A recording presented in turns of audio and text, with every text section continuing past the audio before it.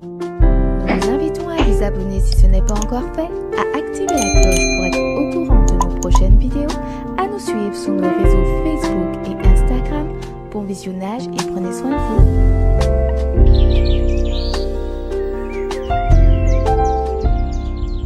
Bonjour à tous, chers frères et sœurs, chers amis. Nous sommes heureux de vous accueillir encore une fois de plus dans cette réunion du mercredi soir. Alors que le climat est très chaud en Martinique, nous vous demandons bien sûr de garder dans le cœur la paix de notre Seigneur Jésus-Christ. Et en guise de bienvenue, je voudrais partager avec vous ces quelques paroles de réconfort, d'encouragement en ces temps difficiles. Sur toi, il posait sa main. Alors sois dans la paix, il prendra soin de toi. Oh, ne doute jamais, il est puissant ton roi. Jésus a payé le prix qui peut changer ton destin. Et en ce soir, il te dit, voici ses mains dans mes mains. En mourant au calvaire, il a tout accompli. Toi, tu n'as rien à faire que de t'appuyer sur lui. Oui, chers frères et sœurs, soyez tous les bienvenus en ce milieu de semaine où nous venons encore une fois de plus recevoir la parole de Dieu dans nos vies afin de continuer notre carrière spirituelle, notre vie spirituelle, notre vie en Jésus-Christ, malgré les tribulations et malgré la folie des hommes qui se passent dans ce monde. Soyez tous les bienvenus et ayez la paix du Seigneur. Bienvenue à tous.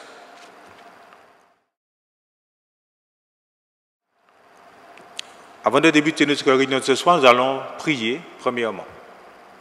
Notre Dieu, notre Père, nous te louons, nous te glorifions encore une fois de plus pour ce privilège que tu nous accordes afin d'être connectés avec nos frères et sœurs et surtout avec toi en ce milieu de semaine. Merci Seigneur pour ce moment que nous allons partager ensemble autour de ta parole, également de la prière. Que ton Esprit Saint nous accompagne et nous dirige dans toute la vérité. Que tu puisses fortifier et bénir tous les internautes, tous nos amis qui nous suivent sur Zoom et par le net, et qu'ils puissent également bénéficier de toutes ces bénédictions et de ta parole de vie. Merci de bénir chacune de nos familles. Merci de bénir cette Martinique qui est bouleversée de toutes parts. Merci Seigneur de mettre ta main, Seigneur, sur cette Martinique et que nous aussi nous soyons des lumières dans cette Martinique malgré ce climat social qui se passe. Que ton nom soit loué, exalté dans nos vies. Assiste-nous, accorde-nous ta paix et ta grâce. Et merci de nous assister par ton Esprit Saint. Nous avons prié au nom de Jésus et pour ta gloire. Amen. Bonsoir à tous. Durant cette semaine, le chant que nous allons interpréter ce soir m'a permis, moi, cette semaine, de voir que Dieu agit et qu'il agira. Et j'espère que les paroles que vous allez entendre pourront vous faire comprendre qu'il agit et il agira toujours dans nos vies.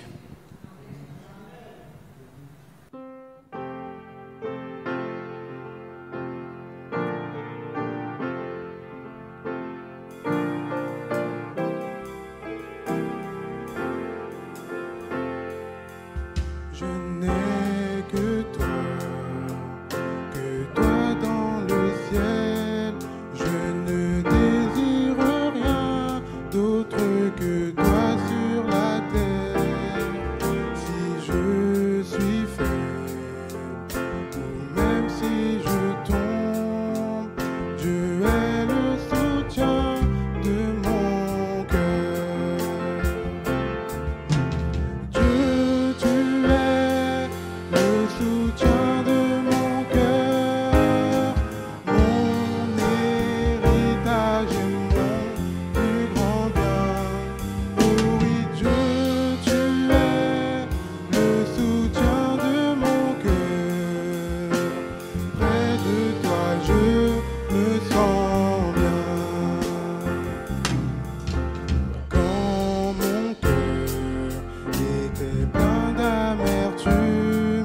Je perdais la raison et je n'y voyais plus rien.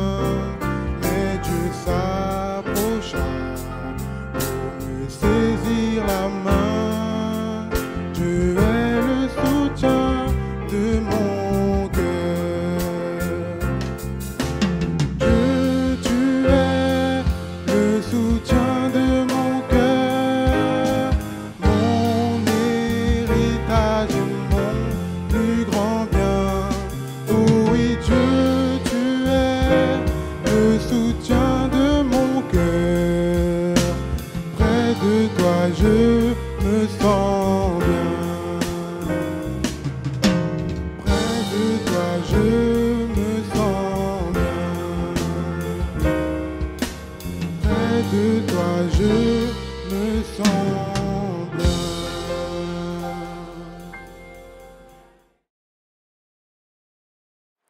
Donc ce soir, nous allons ensemble voir 4 points importants. Vivre en triomphant. Comment vivre en triomphant? Comment avoir une vie bénie, une vie heureuse malgré les tribulations du moment? Comment vivre en triomphant chaque jour en attendant le retour de Dieu malgré les tribulations, malgré les malentendus, malgré les persécutions, malgré les grèves? Malgré tout, comment demeurer dans une vie existence, une vie heureuse en Jésus-Christ en 2021? Et ce soir, nous allons voir 4 points importants et nous tâcherons de tenir compte de ces points afin de les appliquer dans notre vie. Le premier point que nous allons aborder est le suivant: agissez. En tant que chrétiens adventistes du 7e jour, nous avons tous reçu des talents. C'est vrai que nous avons eu une période de nomination où nous avons choisi, par l'intermédiaire de Dieu, des volontaires qui ont bien voulu reconduire leur mandat. Et également, nous avons encore trouvé, par la grâce de Dieu, des frères et sœurs qui sont désireux de servir le Seigneur. Alors, pour vivre une vie triomphante, en tant que chrétiens, disciples de Jésus, il nous faut premièrement que vous agissiez. Agissez pour la gloire de Dieu. Trouvez quelque chose à faire. Comment? Commencez à servir Dieu premièrement. Et disons comme le prophète: me voici, envoie-moi. Je vous invite à ouvrir vos Bibles dans Jean 13, verset 17. Jean 13, verset 17, à la maison, vous pouvez suivre avec moi, s'il vous plaît. Et nous tâcherons d'écouter la parole de Dieu nous parler. Jean 13, verset 17 nous dit: si vous savez ces choses, vous êtes heureux pourvu que vous les pratiquiez. Lorsqu'on est un enfant de Dieu, un disciple du Seigneur, nous devons agir pour la gloire de Dieu. Lorsque je sers Dieu dans sa vigne, je suis un homme et une femme, je suis un homme heureux, une femme heureuse de servir mon maître. Tout ce que vous faites, faites-le pour la gloire de Dieu et pour servir Dieu. Cela marque déjà que vous êtes vraiment impliqué dans l'œuvre de Dieu et que vous agissez, vous ne restez pas oisif, mais que vous agissez pour la gloire de Dieu. Vous êtes heureux de servir votre maître. Cela fait partie de la vie triomphante ici-bas. Premièrement, agissez. Deuxièmement, acceptez les réprimandes de Dieu. Prenons l'exemple de Job. Ouvrons nos Bibles dans Job 5, verset 17. Et écoutons ce que Job nous dit. Heureux l'homme que Dieu châtie, ne méprise pas la correction du Tout-Puissant. Il arrive quelquefois que nous vivons des périodes difficiles, n'est-ce pas? Et des fois, nous vivons des périodes difficiles et cela vient des fois de l'ennemi qui nous attaque. Ou Dieu nous teste à travers les circonstances. Dieu veut tester quelquefois notre foi. Il arrive que Dieu utilise les circonstances pour nous reprendre avec fermeté, en tant qu'enfants de Dieu, nous sommes prêts à accepter normalement les réprimandes de notre Dieu.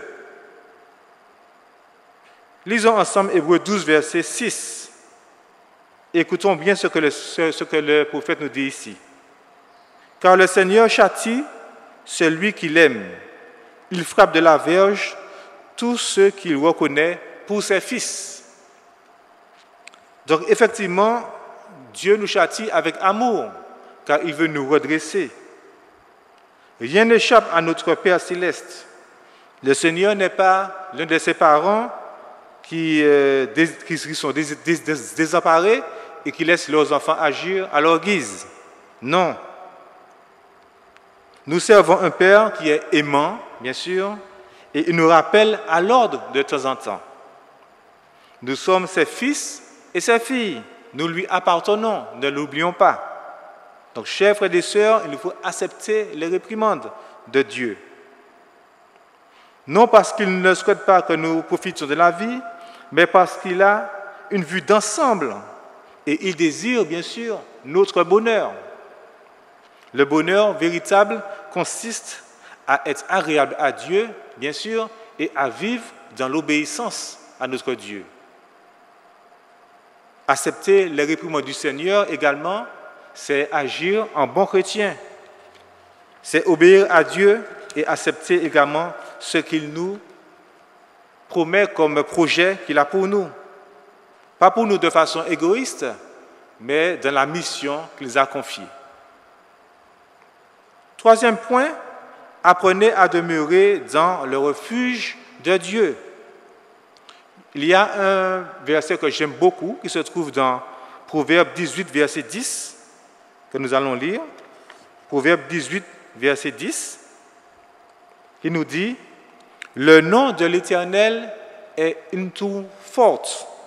Le juste s'y réfugie et se sent en sûreté. » Amen. Apprenez à demeurer dans le refuge de Dieu. Dieu nous a fait cette promesse à travers sa parole. Nous devons saisir ces promesses par la foi. Oui, chers frères et sœurs, chers amis, chers jeunes, chers enfants, Christ est votre tour forte aujourd'hui. Il est votre bouclier. Il est votre épée et votre force. Il placera vos ennemis sous vos pieds. Oui, je le dis, mes bien-aimés, vous pouvez connaître une vie de victoire si vous découvrez votre position, votre identité en Jésus-Christ chaque jour. Apprenez à demeurer dans le refuge de Dieu. Nous avons vu qu'il fallait agir, ne pas rester oisif, afin d'avoir une vie victorieuse en Jésus. Nous avons vu qu'il nous faut également accepter les réprimandes de notre Dieu. Troisièmement, nous avons vu apprenez à demeurer dans le refuge de Dieu. Et nous verrons le quatrième point, ouvrez le livre. Bien sûr, vous connaissez tous la parole de Dieu. Devenez, frères et sœurs, chers amis, un lecteur chevronné de la parole de Dieu. Je vous invite à prendre avec moi Proverbe 3, verset 13. Lorsqu'on ouvre la parole de Dieu, nous sommes des frères et sœurs intelligents, des disciples intelligents. Proverbe 3, verset 13 nous dit « Heureux l'homme qui a trouvé la sagesse et l'homme qui possède l'intelligence. » Lorsque nous ouvrons la Bible, la parole de Dieu, nous sommes en contact direct avec le Tout-Puissant, qui est l'intelligence même incarnée et la sagesse même incarnée. La parole de Dieu, frères et sœurs, n'est pas un livre du moment. C'est le livre de tous les temps. C'est un trésor inépuisable, c'est un trésor inestimable. En ces temps troublés, frères et sœurs, il est plus que vital de lire et de découvrir encore et encore, de se nourrir de la parole de Dieu. C'est le trésor par excellence, c'est la source d'eau vive que le Seigneur nous a laissée, afin de découvrir le caractère et l'amour du Père pour moi, pour vous, pour l'humanité. Beaucoup d'hommes et également beaucoup de chrétiens ont abandonné toute vie dévotionnelle et ne médite plus sur la parole de Dieu.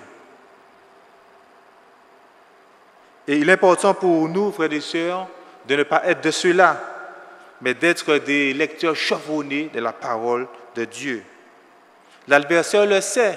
Il sait que lorsque nous puisons notre force de la parole de Dieu, que nous sommes plus que vainqueurs par celui qui nous a aimés.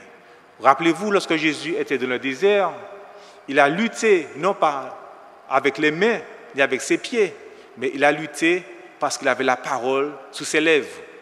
La parole de Dieu est une épée tranchante, n'est-ce pas? Et elle divise, elle protège, elle corrige.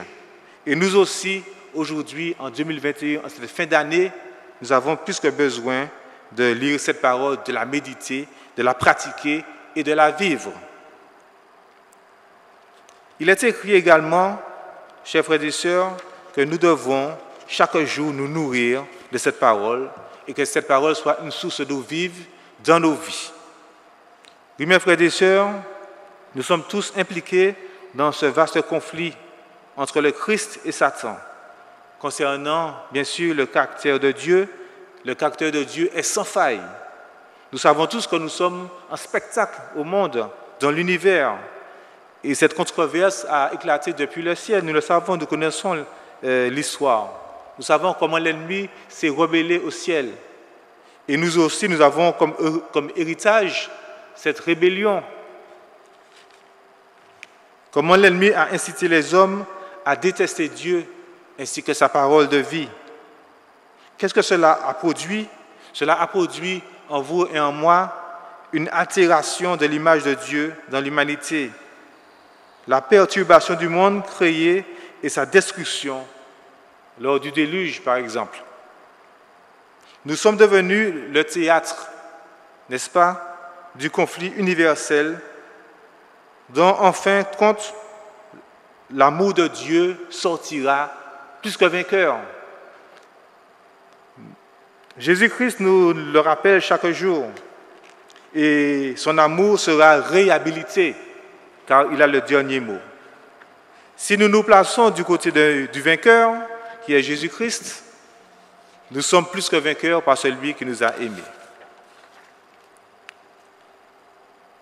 Christ nous envoie, chers frères et sœurs, sa parole, il nous envoie ses saints anges, il nous envoie son Esprit Saint, il nous donne des éléments, des outils, il nous donne des instruments, je dirais, et ses armes pour lutter contre l'ennemi. Nous remercions Dieu pour le Saint-Esprit qui nous accorde encore aujourd'hui. Chaque jour, nous devons le réclamer chaque jour dans nos vies afin d'être baptisés de l'Esprit Saint. Nous devons marcher également dans la repentance chaque jour. Cet élément est indispensable pour notre croissance spirituelle et pour notre affermissement dans la vérité. Donc, frères et sœurs, chaque jour, soyons fidèles à Dieu. Marchons selon l'Esprit. N'oublions pas que nous ne sommes pas seuls de cette œuvre, de cette mission, de cette belle mission que Dieu nous a confiée. Nous avons le Saint-Esprit, mais nous avons également les anges que Dieu nous envoie afin de nous accompagner dans la mission de chaque jour, de nous aider dans nos faiblesses de chaque jour. Dieu nous porte dans ses bras, ne l'oublions pas. Oui, mes bien-aimés, tenons-nous l'emploi prêts. Chrétiens, préparons-nous. Enfants, adultes, seniors, soyons prêts. Soyons prêts à affronter également le temps de détresse qui arrive bientôt et qui, déjà, nous voyons les manifestations déjà de ce temps de détresse, par les différents virus qui foulent notre monde. Il nous faut persévérer, chers frères et sœurs, et avancer avec Christ à vos côtés. 4 points nous avons vus ce soir. Agissez. Ne restez pas oisifs. On est heureux lorsqu'on agit dans l'œuvre du Seigneur. On est heureux lorsqu'on agit dans la vigne du Seigneur et que l'on prenne part à la mission. Cela nous rend heureux et triomphants. Il est important également, deuxième point, de faire confiance à Dieu en tout point. Il est important également d'accepter la réprimande du Seigneur. Il est important également de reconnaître que sans Dieu, nous ne sommes rien et que nous avons besoin de lui, car sans lui, nous ne pouvons rien faire. Et ce soir, je voudrais partager également avec vous quelques extraits de la sœur White qui nous rappellent combien il est important d'avoir cette certitude dans le succès, d'avoir la certitude du succès lorsque nous sommes avec notre Dieu. Des fois, nous avons peur d'aller de l'avant parce qu'on se sent incapable. Oui, on se sent incapable en tant qu'humain, mais lorsque nous avons Dieu à notre côté, nous sommes plus que vainqueurs, nous allons de l'avant. C'est valable pour nous, frères et sœurs de l'Église. Et d'ailleurs, alors le texte que je vais vous lire, c'est dans l'esprit de prophétie de la sœur White, se trouve dans le livre « Instructions pour un service chrétien effectif ». La certitude du succès. La garantie divine. Dieu accomplira l'œuvre si nous lui fournissons les instruments. Nous sommes, rappelez-vous, des instruments entre les mains de Dieu, n'est-ce pas? Dieu accepte le service de ceux qui l'accomplissent de tout leur cœur. Il est prêt à en combler les lacunes. Nous ne sommes pas parfaits, mais avec Dieu, la tâche sera rendue parfaite. Tout acte de justice sera enregistré pour toujours, même si celui-ci qui l'accomplit a le sentiment de n'avoir rien qui mérite d'être noté. Si vous êtes réellement consacré, le Seigneur vous emploiera pour amener à la vérité d'autres âmes qui, à leur tour, communiqueront la lumière à une foule de gens tâtonnant encore dans les ténèbres. La vérité triomphera bientôt, glorieusement, et tous ceux qui se décident aujourd'hui à être les collaborateurs de Dieu triompheront avec elle. À chacun de ceux qui s'offrent sans réserve, aucune au service du Seigneur est accordée. La puissance à qui il permettra d'atteindre des résultats inespérés. Si nous travaillons avec zèle, le Seigneur couronnera nos efforts de succès. Pas pour notre gloire, mais pour la gloire de Dieu. N'est-ce pas, frères et sœurs? Dans son vaste plan, le Seigneur a une place pour chacun. Dieu n'accorde pas de talent qui soit inutile. Regardons comment l'Église fonctionne. Nous avons tous des talents. Et nous utilisons ces talents pour la gloire de Dieu, pour le service de Dieu et pour la proclamation de l'Évangile. Ce n'est pas pour nous-mêmes. Il peut se servir du moindre talent qui, bien employé, accomplira exactement l'œuvre par laquelle il a été donné. Les plus humbles de ses serviteurs peuvent, en coopérant avec lui, toucher des cordes dont les vibrations résonneront jusqu'aux extrémités de la terre et dont les échos se feront entendre jusque dans l'éternité. Amen. Le vrai succès dans tous les domaines du travail n'est ni l'effet de la chance, du hasard ou du destin. Ça n'existe pas. C'est le résultat des bénédictions divines uniquement. La rémunération de la foi et de la sagesse, de la vertu et de la persévérance. De brillantes qualités intellectuelles, un niveau moral élevé ne sont pas accidentelles. Qu'est-ce que Dieu fait? Dieu suscite les occasions, le succès, et dépend de l'usage qu'on en fait, justement. Ceux qui sont requis pour entrer dans l'œuvre, que ce soit dans leur patrie, que ce soit en Martinique, que ce soit dans les pays lointains, doivent aller de l'avant au nom du Seigneur. Dieu en avant et nous suivons le Maître. S'ils dépendent de Dieu par la grâce et la force, ils seront victorieux. Nous sommes victorieux lorsque nous dépendons de la grâce et de la force de Christ. Au début de leur tâche pourra leur paraître quelquefois insignifiante. mais elle s'accroîtra s'il se conforme au plan du Seigneur. Dieu est vivant, n'est-ce pas, frères et sœurs? Amen. Dieu est vivant. Il agira en faveur de l'ouvrier altruiste et désintéressé, quel que soit et où il se trouve. Amen. Nous servons un Dieu formidable, chers frères et sœurs, un Dieu d'amour. Et il veut que nous collaborons avec lui dans la grande mission, cette belle mission qu'il nous a confiée. Selon nos talents, selon nos capacités, n'est-ce pas? Dieu a pourvu cette église, l'église d'Oreb et l'église du monde entier. Moi, vous, chers frères et sœurs, nous sommes des instruments entre ses mains. Nous devons collaborer avec le Seigneur. Ne faisons pas les choses par nous-mêmes, ce serait péché contre Dieu. Mais écoutons l'Esprit Saint nous parler et soyons sous la dictée de l'Esprit Saint. Et cela prendra tout son sens et aura une portée dans l'éternité, chers frères et sœurs. Nous arrivons au terme de notre réunion, mais avant toute chose, je voudrais partager avec vous ces quelques paroles de chant du 214. C'est un chant de victoire, un chant qui nous rappelle combien il est important de faire confiance à Dieu et de marcher avec lui.